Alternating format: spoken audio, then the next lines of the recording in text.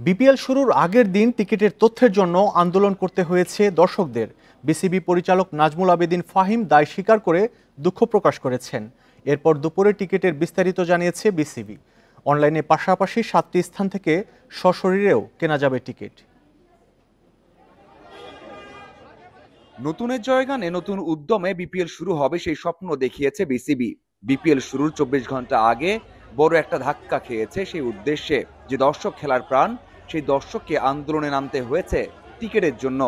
Online অথবা offline, কোথাও ticket পায়নি, ঘন্টার পর ঘন্টা লাইনে দাঁড়িয়ে। সকাল 5টার দিকে আসছিলাম আর কি, আইসা সিরিয়াল ধরছিলাম। কখনো নিউজে এগুলো বলা হয় না যে এতটা থেকে টিকিট কাটা লাগবে। প্রচন্ড হতাশ, কারণ আগে দেখা গেছে যে অন্তত খেলার আগে জানাই তো ফেসবুকে যে আমাদের টিকিট ছাড়া হইতেছে, এইভাবে এবার কিছু জানানো নেই। বিসিবি এই ঘটনার জন্য দায় এড়াতে পারছে না।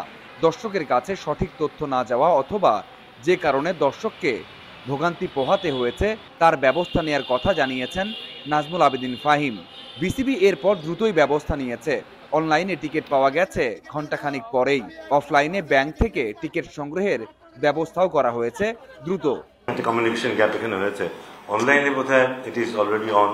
সবটাই বিসিবির ব্যাপার না, ব্যাংক আদার স্টেক হোল্ডার্স আর দেয়ার টিকিটটা পাবলিক কাছে পৌঁছানো পর্যন্ত। আমার মানে ওই জায়গাটায় কোথাও কিছুটা ডিলে হয়েছে, যে কারণে ওভারঅল ব্যাপারটা ডিলে হয়েছে। বাট দায়টা আর কাউকে তো দেওয়া যাবে না, দায়টা কিন্তু ক্রিকেট বোর্ডের। নাজমুল আবেদীন ফাহিমকে কথা বলতে হয়েছে সংবাদ মাধ্যমকে অনুশীলন কভার করতে না দেওয়ার বিষয় নিয়েও। খেলোয়াড়দের কাছ থেকে এসছে, তারা এখানে একটু প্রাইভেসি চাচ্ছে, মিডিয়া যেন সহজে কভার করতে পারে, এটা ডেফিনেটলি চাইবো। বাট আমি জানি না, এটা আরো ডিটেলে আমি হয়তো যাওয়ার চেষ্টা করবো। বিপিএল মানেই যে বিতর্ক, সেখান থেকে যেন বের হওয়াই যাচ্ছে না।